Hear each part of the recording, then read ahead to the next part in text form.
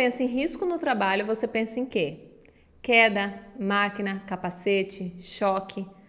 Mas o maior risco dentro da sua empresa hoje pode não estar numa máquina, pode estar na cultura, na forma como a sua empresa é organizada.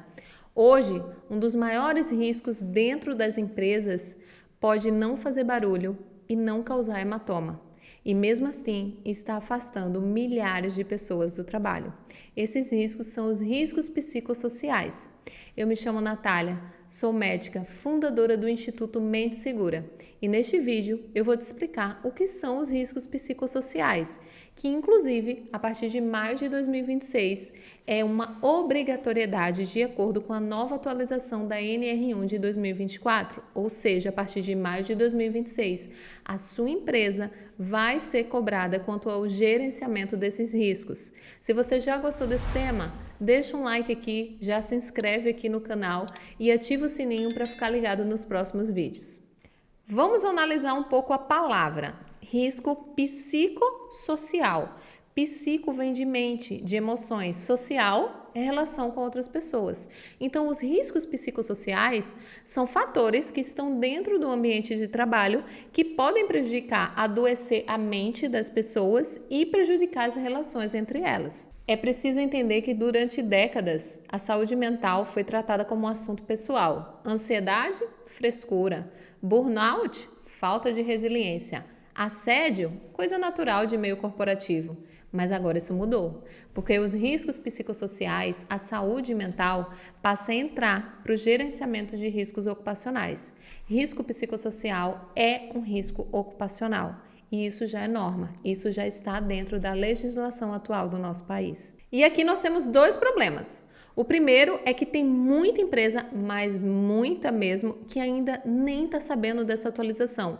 Uma atualização que ocorreu em 2024 e que passa a vigorar agora, em maio de 2026. Muito empreendedor não está sabendo que é obrigação dele, que ele pode ser auditado, fiscalizado e multado, caso ele não tenha o gerenciamento de risco psicossocial dentro da empresa dele. E isso é para empresa de qualquer porte. Teve funcionário CLT, você precisa se adequar à norma. O segundo problema é que ainda tem muita empresa que, apesar de estar sabendo disso, acha que vai conseguir resolver com a palestra no Setembro Amarelo. Caso você não saiba, o Brasil tem uma campanha nacional de prevenção ao suicídio e atribui o Setembro Amarelo, que seria o mês de prevenção ao suicídio. Algumas empresas acreditam erroneamente que fazer uma palestrinha ali em setembro já resolve o problema. Não é bem assim. Riscos psicossociais precisam ser diagnosticados, identificados, incluídos na matriz de risco, feito um plano de prevenção para eliminar esses riscos e ter tudo isso documentado para mostrar na auditoria. Mas vamos entender melhor o que são esses riscos. Quais são esses riscos que podem estar presentes dentro da tua empresa? Risco psicossocial não é emoção, é fator organizacional que adoece as pessoas. E isso chamou a atenção da Organização Internacional do Trabalho e da Organização Mundial de Saúde. Então eu vou trazer para vocês agora a definição de risco psicossocial de acordo com esses dois importantes órgãos mundiais. Segundo a Organização Internacional do Trabalho, ela define riscos psicossociais como interações entre o conteúdo do trabalho, organização do trabalho, gestão e condições ambientais, bem como as competências e necessidades dos trabalhadores que podem influenciar sua saúde, desempenho e satisfação no trabalho. Uma interpretação prática disso é que eles surgem quando forma de organização do trabalho, ambiente e gestão geram efeitos negativos na saúde mental ou física das pessoas.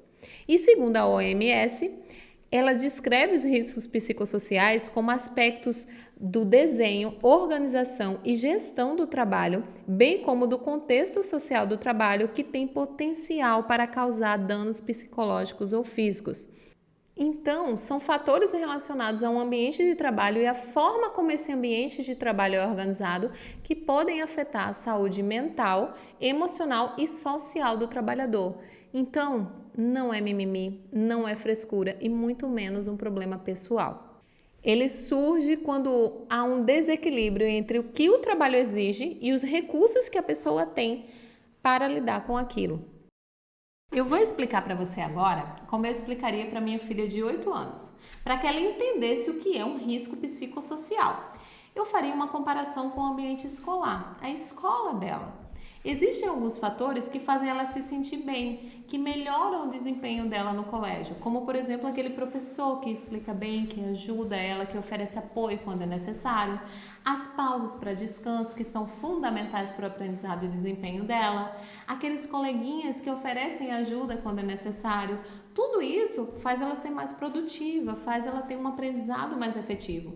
Mas podem existir coisas que têm o efeito inverso, que podem deixar ela triste, cansada, fazendo ela duvidar da própria capacidade, levando ao adoecimento mental, como por exemplo o oposto, a falta de pausas, a falta de pessoas para ajudá-la quando ela precisasse de ajuda, tarefas muito difíceis dela realizar, tarefas que ela tenta, mas não consegue, porque está além da capacidade dela.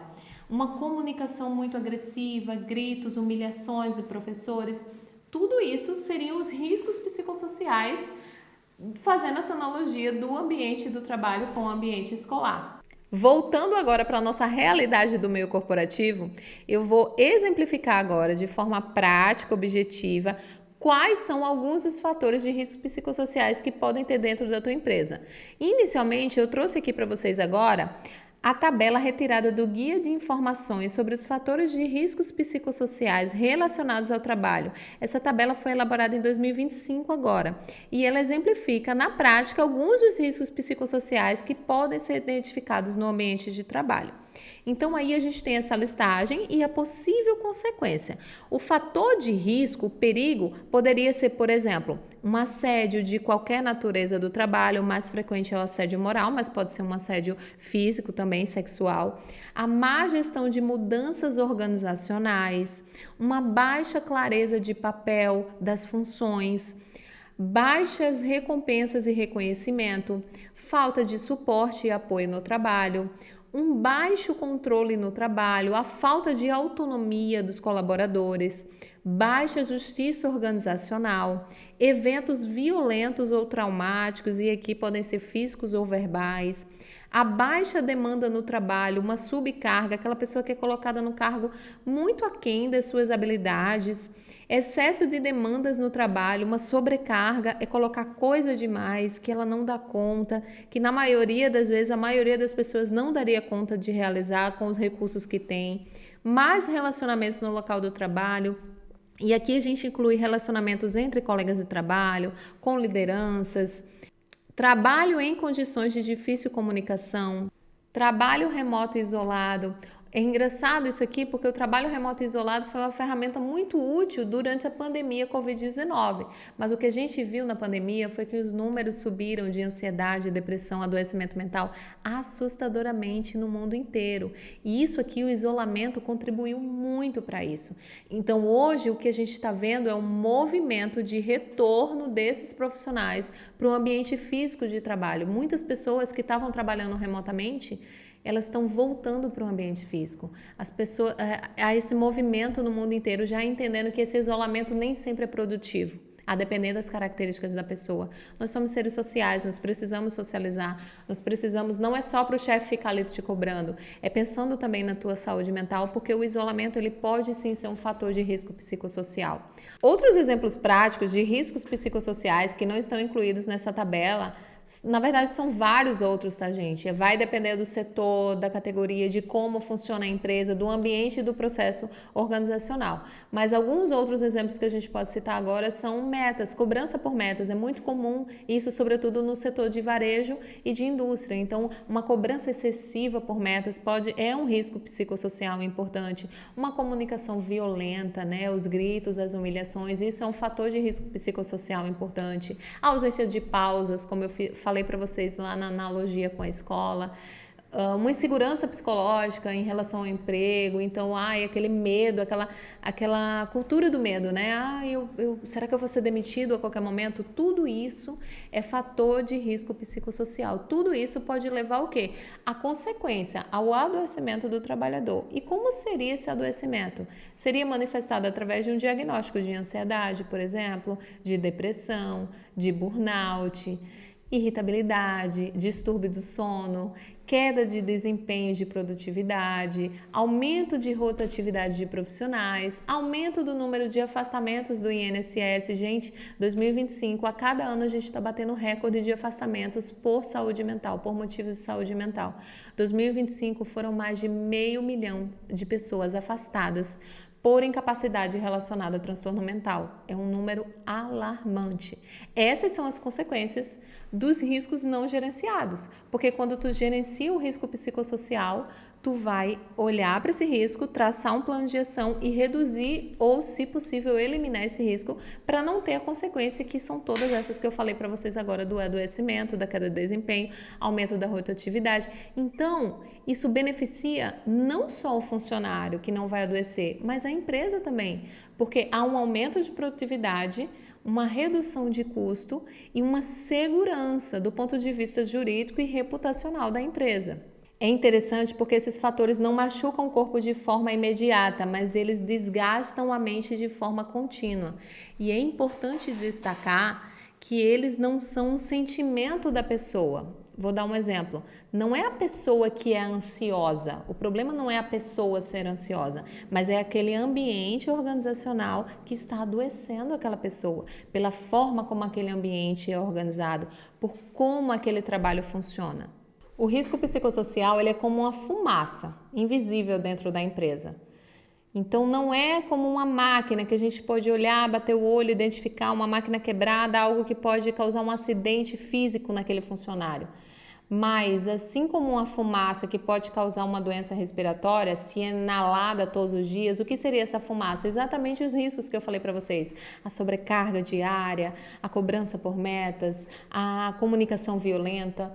Tudo isso, a pessoa vai inalando, e assim como a fumaça causa uma doença respiratória, essa fumaça, esses riscos psicossociais causam um adoecimento mental. E hoje já está claro que saúde mental faz parte da segurança do trabalho. Esses riscos, eles precisam não só ser identificados, mas como avaliados, documentados e prevenidos e acompanhados dentro do gerenciamento de risco ocupacional. Então, vamos trazer aqui, resumindo tudo isso que a gente falou no vídeo, qual seria uma definição de riscos psicossociais? Riscos psicossociais são fatores relacionados ao conteúdo do trabalho, à organização laboral, às práticas de gestão e às relações interpessoais no ambiente de trabalho, que podem causar impactos negativos na saúde mental, física e social dos trabalhadores, sendo hoje parte da gestão obrigatória de riscos ocupacionais nas empresas. Empresas que cuidam disso não estão só cumprindo normas, estão criando um ambiente mais seguro, humano e produtivo. E o Instituto Mente Segura está aqui para ajudar a tua empresa no gerenciamento desses riscos, em todos os passos, incluindo a documentação necessária. Caso você queira saber mais, vou deixar o link aqui embaixo do nosso site institucional, bem como os nossos contatos. Mas antes de finalizar esse vídeo, eu vou te fazer um pedido. Eu quero que você comente aqui embaixo, na sua empresa, o maior risco vem de onde?